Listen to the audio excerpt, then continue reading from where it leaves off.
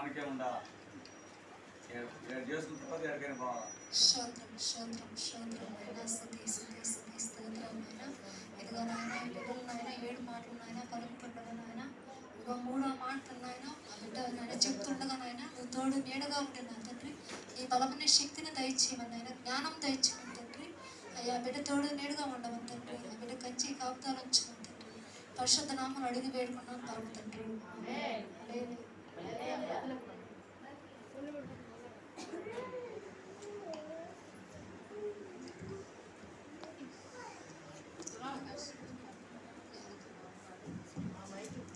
మీ అందరికి నా వందనాలు.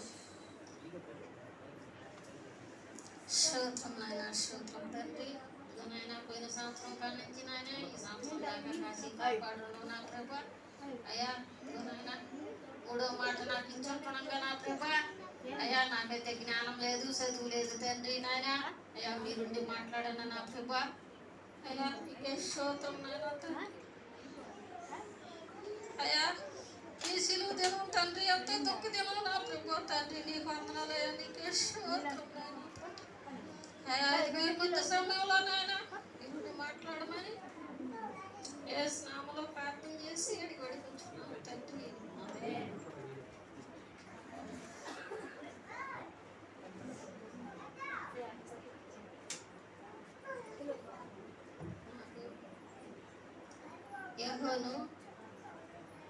యోహాను సువార్తలో 3వ మాట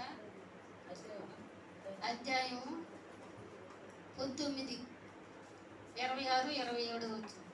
యేసు తన తల్లియు తాను ప్రేమించిన శిష్యుడును దగ్గర నిలుచుచుండగా చూచి, అమ్మా ఇదిగో నీ కుమారుడు అని తన తల్లితో చెప్పెను.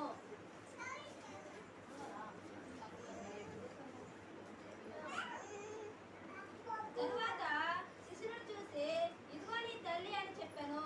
ఆ గడియ నుండి ఆ శిష్యుడు ఆమెను తన ఇంటి చేర్చుకొనెను. యేసు తమ ప్రేమించుచున్న శిశువును చూసి దగ్గర ఉండుట చూసి, అమ్మ ఇదిగో నీ కుమారుడు అని యేసు చెప్తున్నాడు. ఆయన సిలువలో వేయబడుతున్నప్పుడు తల్లిని చూస్తున్నాడు అనమాట. తల్లి చూసినప్పుడు మనమైతే తల్లి అయినా నా బిడ్డ ఎందుకు సిలువలోకి పోవాలా అని మనం చేసుకొచ్చేసుకుంటాం. కానీ తల్లి పక్కన చేరి ఎంతో కన్నీరుతో ఏడుస్తుందన్నమాట. అప్పుడు ఆ కన్నీరు చూసి ఆ సహోదరుడు ఆ తల్లి కాడ ఉండటం మన యేసయ్య చూసినాడు అనమాట. చూసి నాలాగే చూసుకుంటాడు తల్లిని అని చెప్పి ఆ సహోదరుడికి చెప్తున్నాడు మా యేసయ్య. కానీ ఎంత గొప్ప మాటలయ్యి. మనమైతే మన పాపాలకి మన శాపాలకి ఎంతో దేవుడు మన కోసం సిలువలోకి త్యాగం చేశాడు. కానీ ఈరోజైతే ఎంతో దుఃఖదినం. ఈ సమయంలో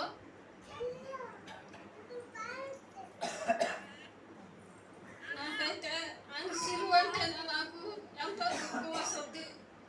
ఇప్పుడే కాదు ఎప్పుడైనా కానీ సారవాకులో చెప్పేటప్పుడు కూడా నాకెంతో దుఃఖం వస్తుంది. ఈ మాటలు దీవించి ఆశీర్వదించుగాక.